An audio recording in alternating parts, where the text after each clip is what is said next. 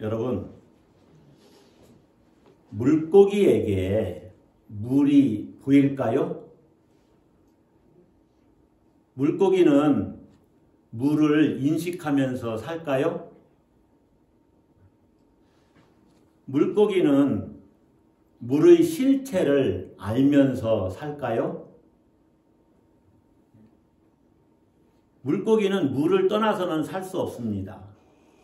물고기에게 물은 가장 가까이 있는 존재입니다.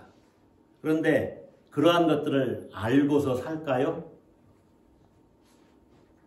세상 모든 만물은 하나님의 피조물입니다. 하나님이 지으셔서 존재하고 있다는 것이죠. 모든 생명체는 또 하나님께 연결되어 있어요. 잇대어 있다. 그것은 우리 인간도 마찬가지입니다.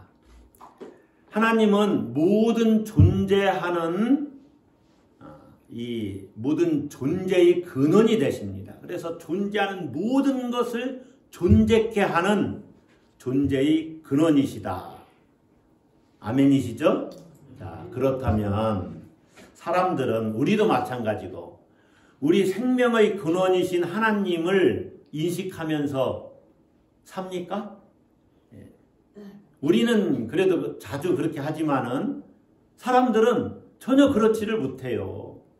가장 가까이에 있는 하나님을 보지도 못하고 인식하지도 못하고 생각하지도 않고 삽니다. 자, 우리가 부활절 절기를 보내면서 부활하신 예수님을 한번 생각해 봅시다. 부활하신 예수님은 지금 예수 믿는 사람들과 함께 하십니다. 아멘. 여러분들과 함께 하십니다. 아멘. 자, 예수님 우리와 함께 하시는데 그렇다면 여러분은 부활하신 예수님을 보면서 삽니까? 부활하신 예수님을 나와 함께 그분이 지금 같이 여기에 함께 하신다는 것을 인식하면서 사십니까? 자, 그리고 또 한 가지는 여러분은 그러면 우리가 부활하신 예수님이 부활하셨다는 것을 우리가 믿는데 그 부활의 실체를 압니까? 네, 부활의 실체는 몰라요. 네. 예수님을 이렇게 만났던 엠마오 도상의 두 제자도 예수님이 눈에 보였는데 사라졌어요. 도대체 예수님의 부활, 그 부활의 실체를 어떻게 그들이 알겠어요? 우리도 모르죠. 한 번도 경험해보지 않았고 또 예수님을 만나보지도 않았잖아요. 직접. 예. 만질 수 있는 분인데 사라져버려요. 그러니까 부활의 실체를 우리는 몰라요. 예. 이 세상의 가치관을 가지고 설명할 수 없는 일이 예수님에게 일어난 겁니다. 12제자에 속하지 않은 두 제자. 오늘 본문에서는 한 사람은 분명히 이름이 나와 있죠. 글로바라고 하는 사람입니다. 그런데 또 한 사람은 이름이 나와 있지 않아요. 많은 학자들은 그가 글로바의 아내일 것이다 이렇게 생각을 합니다. 글로바의 아내는 요한복음 19장 25절에 나오는데 예수님 어머니 마리아 말고 다른 마리아가 있었는데 글로바의 아내라고 그래요. 그러니까 글로바의 아내 이름이 마리아입니다. 또 글로바의 아내 마리아가 아니면 같은 집에 엠마오에서 이렇게 같은 집에서 유숙하는 것을 보면은 이들이 엠마오가 이 도착지인지 그곳을 거쳐서 더 가려고 하는 것인지는 본문에 정확히 나와 있지는 않아요. 그러나 어쨌든 엠마오에서 유숙을 하는데 같이 유숙을 하는 거 보면 아마 글로바의 그 가족이었을 것이다 이렇게 생각을 하는데 글로바의 아내라고 해석을 해도 전혀 무리가 없습니다. 그 두 제자가 안식일 다음 날, 지금으로 말하면 이렇게 주일이지요. 일요일이죠. 그런데 그날은 예수님이 부활한 날입니다. 예수님이 부활하신 날 오후에 예루살렘에서 엠마오로 가고 있었습니다. 엠마오는 예루살렘에서 약 25리, 그러니까 한 10km 정도 떨어진 곳이에요. 우리 교회에서 저 구례동 이마트 정도 될까요? 그 정도 거리에 있는 마을입니다. 그 엠마오로 두 사람이 걸어가고 있는 겁니다. 그런데 이들은 마음이 참 무너졌어요. 슬픔을 안고 내려가고 있습니다. 이들은 예수님을 따르다가 예수님이 처형당하는 것을 봤지요. 그리고 장사 지냈습니다. 그런데 사람들이, 예수님의 제자들이, 특별히 그 새벽에, 부활절 새벽에 무덤을 찾았던 여인들이 예수님이 살아났다는 천사들의 말을 이렇게 전해준 거예요. 그 소문을 들었습니다. 그런데 그들은 도대체 어떻게 예수님이 살아날 수 있느냐라고 생각을 했겠고, 예수님이 돌아가신 그 사실에만 창념하면서 슬픔에 쌓여서 엠마오로 가고 있었습니다. 그렇게 엠마오를 향해서 터벅터벅 슬픔에 잠겨 걸어가고 있는데 그들 곁으로 부활하신 예수님이 다가왔어요.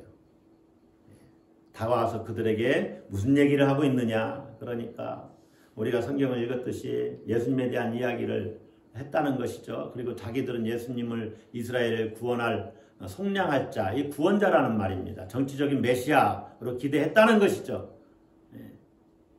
그리고 제자들이 예수님이 살아났다는 그런 이야기도 이렇게 하는 것을 들었다.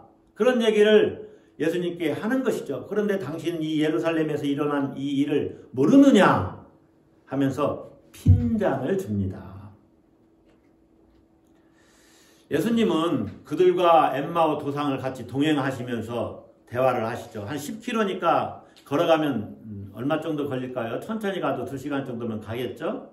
어쨌든 가시면서 이들과 계속 대화하는 거예요. 어떤 것을 가지고 대화했느냐? 성경을 가지고 이야기를 했습니다. 성경에서 그리스도가 고난받고 죽으시고 다시 살아나야 된다. 그래서 구약에 나오는 많은 성경을 가지고 율법서와 또 예언서를 가지고 계속해서 예수님과 대화를 나누는 거예요. 그렇게 가다 보니 엠마오에 도착을 하게 됐지요. 저녁 때입니다. 어둑어둑해지니까 이 두 사람이 예수님을 청하는 거예요. 유숙하고 가세요. 그런데 본문에 보니까 강권했다고 그러죠. 그래서 예수님이 그들과 함께 유숙합니다. 함께 식사를 하게 됐어요. 그런데 이 식사하는 그 자리에서 아주 놀라운 일이 벌어졌죠. 지금까지 자기들과 같이 동행하고 대화하고 이렇게 같이 식사를 하는 자기들 앞에 있는 그분이 예수님인 것을 보게 된 겁니다.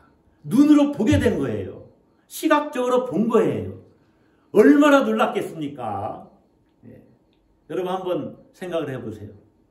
우리가 생각한 진짜 예수님이, 아마 여기 예수님이 나타나도 우리 다 의심하고 그랬을 거예요, 아마. 그죠? 예수님을 본 적도 없고 그러니까 깜짝 놀랐겠죠. 그렇게 예수님인 것을 알아보는 그 순간에 시차적으로는 얼마나 차이가 나는지 모르겠지만은 예수님 알아봤을 때 예수님이 눈에 보이지 않게 된 거예요. 우리가 오늘 본문에서는 읽지 않았지만 이들이 예루살렘으로 달려가서 제자들이 모여있는 곳에 갔을 때, 그런데 거기에 예수님이 다시 나타나시죠. 어쨌든 예수님을 알아봤을 때 이들 눈에 보이지 않게 됐습니다. 그러나 그들은 분명히 알 수가 있었어요. 예수님이 살아나셨구나. 할렐루야. 예수님이 부활하셨구나. 그러니 그들이 가만히 있을 수가 없지요. 장사된 예수님, 죽어서 장례까지 다 치렀는데 그분이 살아난 것을 눈으로 봤으니 어찌 그 자리에 그냥 주저앉아 가만히 있을 수 있어요? 어찌 그 밤에 누워서 편히 잘 수가 있습니까? 가슴이 뜨고 흥분이 돼서 가만히 있을 수가 없지요. 그 길로 다시 예루살렘을 향해서 올라가는 겁니다. 아마 제 생각에는 이 내려올 때, 엠마오로 올 때보다 한 서너 배는 빨리 갔을 거라고 생각이 들어요. 갔더니 제자들이 모여서 열한 제자죠. 가룟 유다는 자살했으니까 제자들, 그 제자와 다른 제자들이 모여서 예수님에 대한 이야기를 하는데 예수님을 목동한, 부활하신 예수님을 목격했다. 베드로도 만났다. 그런 이야기를 나누고 있는 거예요. 그래서 이들도 엠마오 도상을 가다가 또 예수님과 함께 이야기를 나눈 일, 또 예수께서 떡을 떼심으로 자기들에게 알려지신 일을 이야기를 했습니다. 여러분, 슬픔과 낙심에 빠져서 이렇게 터벅터벅 엠마오로 내려가던 그 두 제자가 어떻게 그렇게 예루살렘으로 다시 되돌아가는 활력을 얻을 수 있었습니까? 부활하신 예수님을 어떻게 했기 때문에? 만났기 때문에, 보았기 때문에. 본문을 통해서 정확하게 말하면 부활하신 예수님을 보았기 때문에 이들이 예루살렘으로 다시 힘을 내서 슬픔을 떨치고 기쁨 충만한 마음을 갖고 올라갈 수가 있었던 거예요. 이들이 낙심했는데, 절망했는데, 슬퍼했는데, 슬픔에 빠졌는데 어떻게 이렇게 그 밤에 밤을 헤치고 예루살렘으로 올라가는 부활의 증인이 될 수 있었느냐? 부활하신 예수님을 보았기 때문입니다. 할렐루야. 부활하신 예수님을 보았고 이들은 그 후로 완전히 변화가 된 거예요. 여러분, 죽었다가 살아나신 분, 그것도 메시아라고 믿었던 그분, 그분이 살아났음을 보았으니 이들이 앞으로 두려워할 게 뭐가 있었겠어요? 인생이 달라진 것이죠. 여러분이 혹시라도 사는 재미가 없고 또 일상을 살아가다 보니까 뭐 별로 기대도 안 되고 소망도 없고 그냥 다람쥐 쳇바퀴를 돌리듯이 그렇게 매일매일 이렇게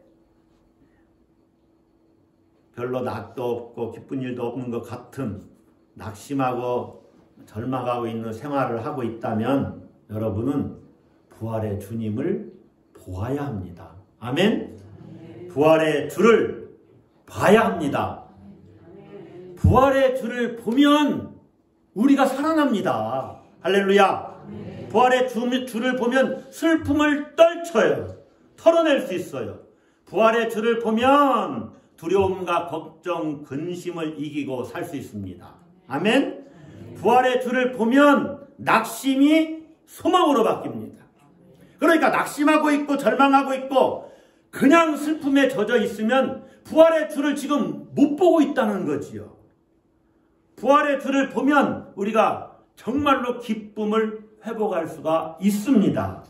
벅찬 감동을 가지고 세상을 살 수가 있습니다. 여러분이 부활하신 예수님을 만나고 부활하신 예수님을 보면 세상을 능력 있게 살 수 있습니다. 아멘. 자, 그렇다면 부활하신 예수님을 본다는 것이 도대체 뭡니까? 부활하신 예수님을 본다. 여러분은 예수님을 본다는 것이 육의 눈으로 우리가 1.0, 1.2 이렇게 이런 이 눈으로 이 육의 눈으로 보는 것이 아니라는 것쯤은 이제 여러분이 아실 겁니다. 그것을 말하는 것이 아니에요. 왜냐하면 이 두 제자는 엠마오 도상에서 예수님이 함께 하셨고 오랜 시간 같이 걸어갔지만 이분이 예수님인 것을 보지를 못했어요. 알지를 못했어요. 그러니까 예수님을 본다는 것은 단지 이 육의 눈으로 보는 것을 이야기하는 것이 아닙니다. 더구나 지금 우리는 예수님을 볼 수가 없습니다. 왜 그렇습니까? 예수님이 하나님 나라로 어떻게 했기 때문에 하나님 나라로 어떻게 하셨어요? 승천하셨어요. 하나님 나라로 승천하셨기 때문에 우리는 우리 육의 눈으로 예수님을 볼 수가 없습니다. 자, 여러분, 하나님 나라로 예수님이 승천하셨으면 하나님 나라는 어디에 있습니까? 하늘나라에 있어요? 하나님 나라가 저 우주 끝에 있다고 생각을 하십니까? 물론 하나님 나라는 이런 우주 만물의 이 창조된 세계와는 다른 세계를 이야기합니다. 완전히 질적으로 다른 차원이에요. 그곳에 예수님이 계신 거 분명합니다. 승천하셨어요. 그리고 다시 오십니다. 그러면 하나님 나라가 저 멀리 어디에 있다고 생각하십니까? 그게 아니에요. 여러분 그것을 잘 이해를 하셔야 돼요. 하나님 나라로 승천하셔서 우리 눈에 보이지 않지만 우리가 주기도문에서 항상 고백을 하죠. 나라가 어떻게 하기를 임하신다. 하나님 나라가 오는 거예요. 회개하라 천국이 가까웠느니라. 하나님 나라가 왔어요. 예수님과 함께. 그러니까 하나님 나라로 승천하신 예수님은 지금 여기에 우리 가운데 계시는 것입니다. 어떻게? 보이지 않는 방법으로 계시는 거예요. 그래서 예수 믿는 사람들과 함께 하십니다. 할렐루야. 더 정확하게는 하나님의 통치, 예수 그리스도의 다스림이 있는 그곳이 하나님 나라입니다. 그래서 예수님이 분명하게 말씀하시죠. 하나님의 나라는 볼 수 있게 임하는 것이 아니요 또 여기 있다 저기 있다고도 못하리니 하나님의 나라는 너희 안에 있느니라. 우리 마음속에 있다 그런 의미도 물론 있지만은 이 말은 뺑 둘러 예수님 주변을 뺑 둘러 섰죠. 이렇게 사람들이. 그러니까 예수님이 지금 여기 있잖아요. 예수님이 얘기를 한단 말입니다. 하나님의 나라는 너희 가운데 있느니라 그 말이에요. 예수님이 곧 하나님의 나라입니다. 그분이 다스리는 모든 것이 그러니까 전 우주가 어찌 보면 하나님의 통치 아래 있지요. 우리를 예수님이 다스리시면 하나님의 나라가 우리 안에 임해 있는 거예요. 우리 가운데 임해 있는 거예요. 실제적으로 우리가 이 육의 눈으로 예수님을 볼 때까지 예수님은 숨어 계시는 방법으로 은폐의 방법으로 보이지 않는 방법으로 계십니다. 그래서 예수님이 우리 가운데 오셔서 나와 함께 하신다. 이 말은 예수님이 재림하셨다는 말이 아니에요. 여러분. 재림은 종말에 일어나는 사건입니다. 그러나 예수님은 영적으로 우리 가운데 임재하십니다. 아멘. 이걸 잘 아셔야 돼요. 엄청나게 어려운 이야기를 쉽게 했죠? 예수님이 우리 가운데 계시다. 여러분, 두 제자는 예수님이 같이 계시는데 보고 있는데도 예수님인 줄 몰랐어요. 예수님이 변장해서 그렇습니까? 그렇지 않아요. 예수님을 보아도 예수님이 자기들과 함께하고 계심을 모르면 함께하고 계심을 모르면 예수님을 보는 것이 아닙니다. 예수님이 나와 함께 하시는 것을 알면 예수님을 보는 것입니다. 아멘. 본다 하니까 여러분 육의 눈으로 본다고 생각하면 안 돼요. 아 지금 예수님 여기 계시지. 그걸 내가 느꼈으면 그것을 인식했으면 경험했으면 예수님을 보는 거예요. 부활하신 예수님은 성령을 통해서 우리 가운데 임재해 계십니다. 아멘. 여러분이 이거 지식적으로 아멘 했죠? 그걸 정말로 삶 속에서 체험하고 느끼고 인식을 해야 돼요. 인식. 이해를 해야 돼요. 아 이게 예수님이 지금 역사하시는 거구나 내 삶 가운데. 그러면 내가 지금 예수님을 보고 있는 거예요. 지금 나와 함께 하시는 분이 예수님이신 것을 아는 것, 인식하는 것, 그것이 예수님을 보는 겁니다. 성경을 정확히 예수님을 봐야 되는데 눈으로 보여주시지를 않는다니까요. 환상 중에는 볼 수가 있을지 몰라요. 그러나 직접 우리에게 예수님이 나타나시지 않는다니까요. 그리고 봐도 모를 거예요. 아마 우리는 예수님을 본 적이 없어서. 부활하신 예수님을 보는 것이, 경험하는 것이 예수님을 보는 겁니다. 그러면 도대체 어떻게 해야 예수님을 볼 수 있느냐? 오늘 내용이 조금 어려울 수 있어요. 그래서 어떻게 해야 예수님을 보냐? 이 말이죠. 어떻게 해야 예수님이 나와 함께 계심을 내가 인식할 수 있느냐? 알 수 있느냐? 따라서 하겠습니다. 눈이 열려야 한다. 여러분 빛이 이렇게 환하게 밝기 있어도 눈을 감으면 볼 수가 없습니다. 예수님이 옆에 계셔도 눈이 감겨져 있으면 볼 수가 없습니다. 엠마오 도상에서의 두 제자는 예수님을 알아보지 못했죠? 성경은 왜 그들이 예수님을 알아보지 못했느냐? 눈이 가리어져서 그렇다. 이렇게 얘기합니다. 16절을 보세요. 그들의 눈이 가리어져 그인 줄 알아보지 못하거늘. 눈이 어떻게 됐어요? 가리어졌어요. 자, 왜 이들 눈이 가리어졌는가? 눈이 가리어졌다는 이 가리어졌다 이 말은요, 원래는 지배하다, 붙들다, 붙잡다라는 크라테오라는 동사가 이렇게 미완료 수동태로 바뀐 단어입니다. 그래서 가리어진 거예요. 가린 것이 아니라 가리어졌어요. 수동태라 그 말입니다. 그러니까 정확하게 번역을 하면 눈이 붙들려서 이렇게 해서 번역을 해야 돼요. 눈이 지배당해서, 눈이 붙잡혀서 예수님을 못 봤어요. 눈이 어디에 붙잡혔을까요? 눈이 무엇에 지배당했을까요? 예수님이 죽으셨잖아요. 장례 치렀지요? 거기에 붙잡혀 있는 거예요. 그러면 살아날 것을 기대하지 않잖아요. 그러니 옆에 누가 있어도, 예수님이 정말 있어도 예수인지를 알 수가 없어요. 예수님을 못 봐요.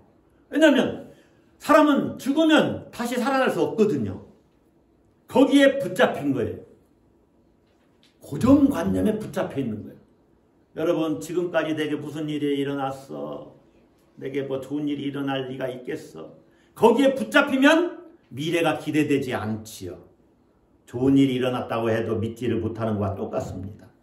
눈이 가리어져서 이 말은 지배당했다, 붙들렸다. 슬픔과 절망, 낙심에 붙들렸으니, 거기에 시각이 붙들렸으니 예수님이 함께 하셔도 예수님을 볼 수가 없습니다. 여러분, 죽은 자가 살아날 리가 없다라는 이 고정관념에 붙들려 있으면 예수님이 살아날 것이라는 믿음이 없습니다. 믿을 수가 없습니다. 그래서 예수님이 뭐라고 말씀하시느냐? 25절, 26절을 보세요. 이르시되 미련하고 선지자들이 말한 모든 것을 마음에 어떻게 하는 자들이요? 더디 믿는 자들이요. 이건 너희들 지금 그리스도가 부활할 것을 믿지 못하는구나. 이 말하고 똑같아요. 더디 믿는 자들이요. 다 26절은 같이 읽습니다.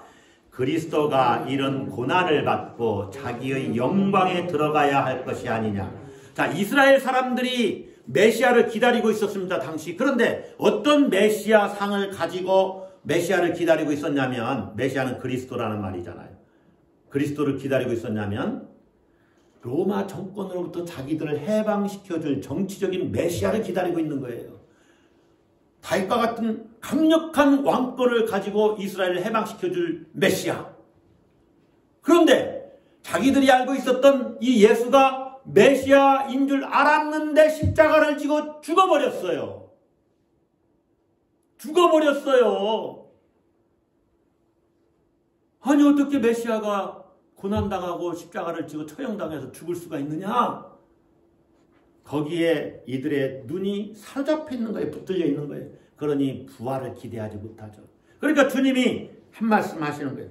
그리스도가 이런 고난을 받고 자기의 영광에 들어가야 할 것이 아니냐? 너희가 구약 성경을 자세히 읽어봐라. 그리스도가 고난받고 다시 살아날 것을 말하지 않았느냐? 너희가 메시아에 대한 잘못된 생각을 갖고 있다. 선입관을 갖고 있고 편견에 사로잡혀 있으니 너희가 어떻게 부활하신 예수를 볼 수가 있겠느냐? 그 말이지요. 여러분, 믿음은 현상 넘어, 또 보이는 세계 넘어, 그 너머에서 역사하시는 하나님을 보는 것입니다. 현상 너머의 하나님의 역사를 보는 거예요. 그게 믿음이에요. 부활하신 예수를 만날 수 있는 것은 과거의 어떤 의식과 시각으로 되는 것이 아니라 전혀 새로운 차원의 의식 변화, 새로운 시각을 갖는 거예요.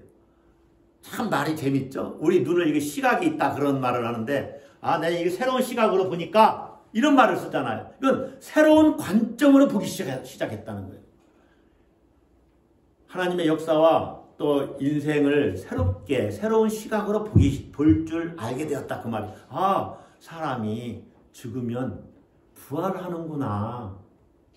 부활할 수 있구나. 다시 살아날 수 있구나. 새로운 시각이 생긴 것이죠. 그래서 본다는 것은요, 새로운 시각이 생겼다는 거예요. 영적 각성이 되게 일어났다는 겁니다. 놀라운 거죠? 그래서 여러분이 예수님을 경험하고 체험하고, 아, 예수님이 지금 나와 함께 하시는구나. 내 인생을 붙들고 계시는구나. 나를 이끄시는구나. 그것을 보는 겁니다. 할렐루야. 자, 눈이 가려진 것이 그것이라면 눈이 열린 것은 과연 뭘까요? 자, 부활의 예수님은 우리 이 눈으로 이렇게 보는 것이 아니라고 이야기를 했죠. 예수님을 만나도 이런 새로운 시각, 눈이 가려져 있으면 새로운 시각이 없지요. 눈이 가려져 있으면 예수님을 못 봅니다. 눈이 열려야 보는 거예요. 자, 예수님이 아마 저 같으면 이랬을 거예요. 하도 억울하니까 빌라도를 찾아가서 보시오. 내가 바로 당신이 십자가형을 선고했던 예수요. 한마디 하고 싶었을 건데 저 같으면 예수님 그렇게 하시지 않았죠? 총독 빌라도나 가야바 대제사장이나 당시 예루살렘의 여러 사람들은요, 부활의 예수님을 만날 수가 없습니다. 만나도 예수님을 알아보지 못합니다. 왜 그래요? 눈이 가려져 있어요. 눈이 열리질 않았어요. 죽은 자가 살아날 것을 기대하지 않아요. 그러니 어떻게 예수님을 알아볼 수가 있어요? 눈이 열려야만 예수님을 볼 수가 있는 것입니다. 31절을 봅시다. 다 같이 읽습니다. 그들의 눈이 밝아져 그인 줄 알아보더니 예수는 그들에게 보이지 아니하시는지라. 그들의 눈이 밝아져야 예수님을 볼 수가 있어요. 여러분, 하나님 경험도 마찬가지입니다. 하나님은 우리 눈에 보이지 않습니다. 하나님이 우리 눈에 보이지 않기 때문에 모든 사람들에게 똑같이 경험될 수 있는 존재가 아니에요. 눈이 열린 자만 하나님을 봅니다. 하나님을 만났다고 그러잖아. 나 하나님 만났다. 하나님 살아계심을 나 정말로 체험했어. 경험했어. 눈이 열린 사람이죠. 자, 눈이 밝아지는 것이 뭐냐? 이 밝아져라는 말은 디아노이고라는 그 헬라어 그 원형이 디아노이고라는 단어가 디에노이 크데산이라고 이렇게 변형이 일어난 단어인데, 이게 뭐냐면 3인칭 복수 부정과거 수동형이에요. 자, 아까 눈이 가려진 것도 수동형이라고 제가 말씀드렸나 안 드렸나 모르겠네요. 미완료 수동형이라고 그랬죠. 그러니까 눈이 가려지는 것도 누구에게 뭐에 붙들려서 가려지고, 눈이 열리는 것도 누군가가 열어줘서 열렸다 그 말이에요. 수동형이라 그 말이에요. 눈이 열리게 되었다는 것은 눈을 열어주시는 것이 하나님이 하신 행위라는 거예요. 하나님이 눈을 열어줘야 열리는 거예요. 이 말은 무슨 말이냐? 하나님에 의해서 새로운 시각을 갖게 되었다는 거예요. 하나님에 의해서 어떤 것을 이해하게 되었다는 거예요. 아, 이분이 예수님이구나를 알게 되었다는 거죠. 누구에 의해서? 하나님에 의해서. 이것이 눈이 열린 겁니다. 여러분, 어떻게 우리 눈이 열릴 수가 있습니까? 이게 중요하지요. 어떻게 해야 내 눈이 열릴 수 있을까? 첫째로 하나님의 말씀을 배울 때 눈이 열립니다. 뭐를 배울 때요? 하나님의 말씀을 배울 때. 여러분, 또 설교를 잘 들으시라고 그러는구나. 설교 시간에 졸지 말고. 이런 얘기가 아니에요. 그런 얘기도 맞네요. 그 얘기도 맞아요. 하나님의 말씀을 배울 때 눈이 열려요. 여러분이 잘 생각을 해보세요. 막 기쁨이 충만하고 막 용기가 나고 힘이 솟고 할 때는 말씀이 내 안에 충만할 때입니다. 말씀을 사모할 때는 점점 이 영적인 세계가 열려요. 창조의 시원성을 내가 인식하고 깨달아요. 때로 그래서 창조의 그 시점까지 내가 영적으로 눈을 탁 갖고, 이야, 세상에 창조할 때 이랬겠지. 그 지점까지도 내가 갈 수가 있어요. 종말까지도 갈 수가 있어요. 말씀을 가지고 묵상하면서 하나님의 말씀을 배울 때 새로운 시각을 갖게 돼요. 눈이 열려져요. 오늘 본문에 있는 것처럼 눈이 밝아져요. 여러분, 제자들의 눈이 갑자기 열렸을까요? 분명한 것은 예수님과 함께 식사할 때 예수님이 축사하시고 떡을 떼어 주시는 그때 열린 것은 분명합니다. 그때 완전히 열렸어요. 그런데 갑자기 그런 일이 일어났을까요? 그렇게 생각할 수도 있지만, 자 보세요. 그들이 예수님과 함께 동행하면서 말씀을 나누면서 뭐가 뜨거워졌어요? 마음이 뜨거워졌어요. 이것은요, 구약 성경의 그 말씀에 대한 이해가 자라가면서 메시아를 가르치고 있는 말씀이구나를 깨달았다는 거예요. 이분이 이 가르치는 분이 그리스도를 가르치고 있는 말이구나.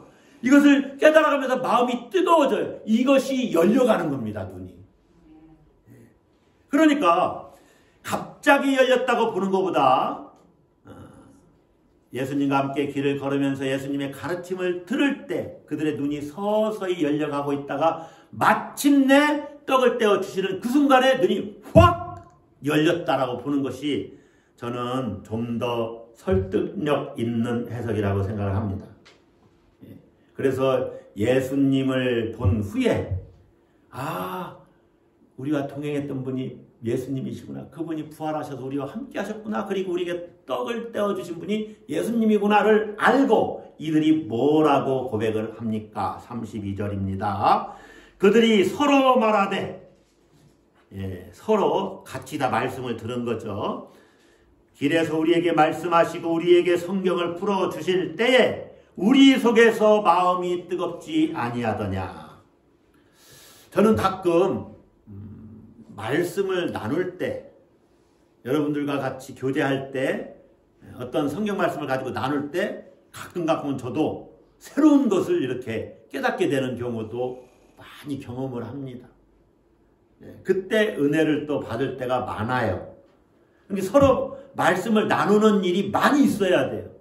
그리고 말씀을 배우는 그 현장에 여러분이 많이 참석을 해야 됩니다. 말씀을 열심히 배우라 그 말이에요.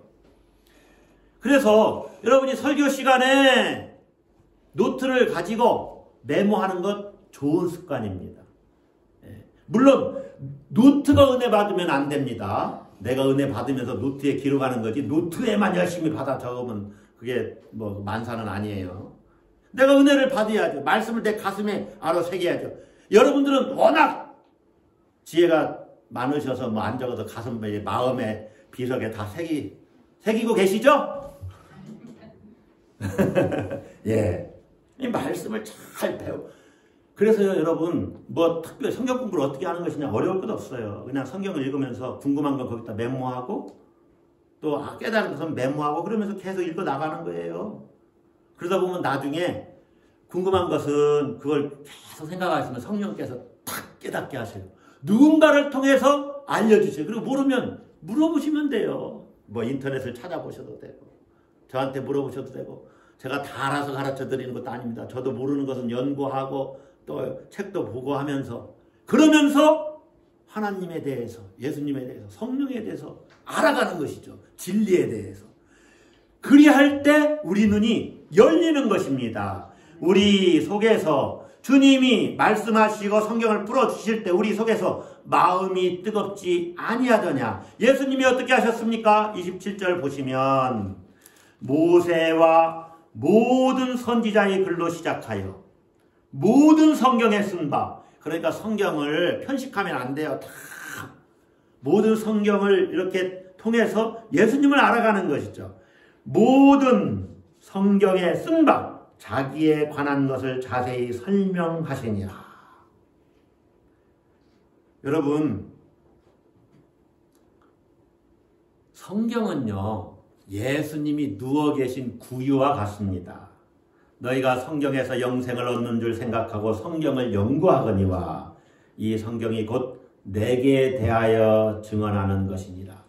그러니까 성경을 읽으면 그 속에서 예수님의 모습이 뭐가 있는지, 어떻게 예수님을 가리키고 있는지를 찾아봐야 돼요. 모든 구약도 마찬가지입니다. 구약은 예수님을 가리키는 손가락과 같아요. 그래서 여러분이 성경을 깊이 있게 아는 말씀도 더 깊이 있게, 문자에 너무 창념해서도 안 되지만 문자의 의미가 뭔가도 깨달으면서 깊이 있게 보시면 그 글들이 내게 말을 걸어와요. 놀랍습니다. 오늘 여러분 설교의 논지는 간단하잖아요. 눈이 열려야 예수님을 본다. 가려지면 예수님을 볼 수 없다. 가려지는 건 뭐냐? 내가 무엇인가에 사로잡혀 있으면 예수님을 볼 수 없다는 거예요. 특별히 걱정, 의심, 염려, 그 현상에 사로잡혀 있으면 예수님이 나와 함께 하시는 것을 의식하지 못하죠. 눈이 열려야 된다는 거죠. 어떻게 열려야 된다고 그랬습니까? 하나님의 말씀을 배움으로. 배울 때 눈이 열린다. 여러분, 성경을 배우는 시간이 많아져야 됩니다. 참 안타까운 것이 코로나 시대에 이 성경을 공부하는 모임들이 많이 줄어들었잖아요. 여러분이 그래서 그 기간 동안 노력하지 않았으면 모두 다 영적으로 다운됐을 거예요. 틀림없습니다. 말씀이 내 안에 충만하지 않으면 내가 영적으로 침체에 들어갈 수밖에 없다는 거죠. 믿음은 들음에서 나며 들음은 그리스도의 말씀으로 말미암았느니라. 하나님의 말씀을 듣지 않으면, 말씀이기 때문에 듣는 겁니다. 내가 이 성경 말씀도 읽고 있지만 여기에 하나님의 말씀을 내가 듣는 겁니다. 여기에서 그렇게 말씀을 들어야 믿음이 자라간다. 엠마오 마을로 걸어가던 두 제자는 마을에 가까이 다가가자 자기들에게 하나님의 말씀을 가르쳐서 그리스도가 어떤 분이신지를 설명해 주신 그 분, 정말로는 실제로는 예수 그리스도죠. 부활하신 예수님께 강권해서 유하기를 청했어요. 왜 그래요? 말씀을 더 배우고 싶어서. 말씀을 가르쳐 주시는 그분이 더 우리와 함께 시간을 더 많이 갖고 말씀을 좀 더 많이 설명을 해줬으면 좋겠다. 그런 간절히 사모하는 마음이 있었다는 것입니다. 그런 열정이 있었기에 마침내 그들의 눈이 열렸고 부활하신 예수님을 보았던 것입니다. 할렐루야. 여러분, 말씀 배우기를 사모하세요. 말씀 배우는 자리에 열심히 참석하고 또 여러분이 말씀을 많이 나눠야 됩니다. 그래야 할 때 여러분의 영적인 눈이 열려가고 마침내 부활하신 예수님이 여러분과 함께하고 계심을 경험하게 됩니다. 자, 또 한 가지 있습니다. 언제 어떻게 눈이 열려가느냐. 예수님이 떡을 떼어서 축사하시고 그들에게 주실 때 눈이 열렸죠. 자, 한번 성경 말씀을 봅시다. 30절인데 그들과 함께 음식 잡수실 때 떡을 가지사 축사하시고 떼어 그들에게 어떻게 했어요? 주시니. 그러면 두 제자는 어떻게 했겠어요? 떡을 받았죠. 주면 받아요, 안 받아요?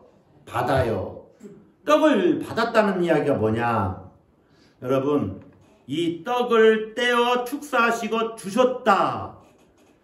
이 장면은요, 어떤 장면을 연상케 하냐면 빈들에서 오병이어의 기적이 일어날 현장에서 예수님이 떡을 축사하십니다.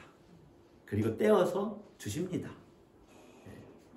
그리고 유월절 만찬을 할 때 제자들과 함께 12제자들과 함께 떡을 떼어 주시면서 축사하시고 떼어서 주시죠. 그런데 이 두 제자는 유월절 만찬 때는 참석하지 못했어요. 12제자에 포함되지 않기 때문에. 그러나 빈들에 있을 때는 계속 예수님을 따라다녔으니까 거기에 있었을 거예요.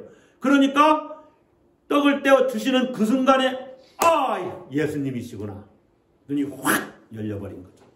자, 떡을 받을 때 눈이 열렸다. 이건 뭘 의미하냐면요. 떡을 축사하고 떼어주는 행위는 성찬과 연결이 됩니다. 뭐와 연결이 돼요? 성찬. 성찬의 의미는 중요한 것은 반드시 알아야 되는 것이 있습니다. 예수님이 자신의 몸을 우리에게 주시는 거죠. 자신의 몸을 우리가 받는 겁니다. 이것은 어떤 면에서 생명의 실제에 대한 메타포, 은유죠. 은유. 예수님이 내 몸이다 받으라 할 때 그것은 이 빵과 내 몸이다 할 때 그것은 생명의 실제에 대한 은유입니다. 그래서 우리가 떡을 먹는 것은 생명의 실제를 내가 받아들이는 거예요. 생명의 실제가 누굽니까? 예수 그리스도죠. 그러니까 예수님을 받아들이는 것과 똑같아요. 이것은 생명을 받는 거예요. 내가 떡을 받는 것은 예수님을 받는 거예요. 생명을 받는 거예요. 그리고 내가 떡을 먹음으로 생명과 하나가 되는 거예요. 일치가 일어나는 거예요. 생명과. 예수님과 하나 되는 거예요. 예수님과 일치가 일어나는 거예요. 놀라운 그 사건이 지금 일어나고 있는 겁니다. 이게 성찬의 가장 기본적인 의미예요. 예수님이 나와 하나 된다는 것을 내가 믿잖아요. 성찬의 시간에. 영적으로 임재하시고 나와 함께 하신다. 그래서 나와 연합하고 일치를 이룬다 하는 거예요. 그 사건을 통해서 우리의 눈이 열려가는 거죠. 예수님을 인식하고 나와 함께 하시는 것을 보는 겁니다. 할렐루야. 자, 나만 그렇습니까? 여러분도 성찬을 받는 모든 사람이 다 예수님의 몸을 받죠. 그러니까 우리 모두가 예수님을 또 생명을 받았다는 것을 인식하는 거죠. 그래서 예수님을 받아들이는 것은 나와 여러분이 다 같이 하나 되었다. 진정한 친교가 일어나죠. 예수 그리스도를 받아들인 그리스도 안에서 한 형제요 자매임을 확인하는 순간입니다. 성찬의 참여. 그래서 언제 눈이 열리냐? 예수님을 받아들임으로써 내가 예수님과 하나됨을 의식할 때, 예수님이 나와 함께 하신다는 것을 인정하고 깨달을 때, 그리고 우리 교인 상호 간에 친교가 일어날 때, 예수님의 몸을 받았으니 어떻게 원수같이 서로 대할 수가 있어요? 용서하고 갈등을 극복하고 한 가족처럼 느끼는 것이죠. 그럴 때 부활의 예수님이 우리와 함께 하시는 것입니다. 아멘. 그것을 알게 되는 거죠. 이것이 눈이 열리는 거예요. 여러분, 예수님을 믿어도 예수님을 보지 못하고 사는 성도들이 너무 많습니다. 그들의 삶에 그래서 능력이 나타나지 않아요. 걱정, 불안에 휩싸여서 살지요. 그렇게 걱정, 근심, 불안에 눈이 감기어서 또 예수님을 보지 못해요. 그래서 우리 눈이 밝아져야 됩니다. 할렐루야. 눈이 열려야 됩니다. 열리면 능력 있게 살아갈 수 있죠. 자, 신앙의 연륜이 쌓이면서 여러분의 눈은 밝아지고 있습니까? 반대로 여러분의 눈이 점점 감기고 있습니까? 네. 기억하십시오. 하나님의 말씀을 배울 때 눈이 열립니다. 할렐루야. 그러니까 말씀을 배우는 자리에 한 번 참석하는 사람보다 두 번, 세 번 사모하는 마음으로 나아가면 영적인 세계가 더 열려가는 거예요. 더 열려. 예수 그리스도와 하나됨, 예수님과 일치, 예수님을 받음으로, 예수님을 내가 생명으로 수용할 때, 예수 생명을 받음으로 우리는 우리의 눈이 열립니다. 그리고 성도 간에 온전한 친교가 있을 때 눈이 밝아지는 것입니다. 여러분 모두 어떠한 상황에서도 부활의 예수님을 밝은 눈으로 바라볼 수 있기를 축복합니다. 부활의 예수님이 여러분과 여러분의 삶 가운데 임재해 계심을 인식하고 느끼고 경험하시기를 주의 이름으로 축복합니다. 그래서 다시 예루살렘으로 올라가는 제자들 같이 그 뜨거운 마음으로 세상을 능력 있게 살아가시기를 주의 이름으로 축복합니다. 기도하겠습니다.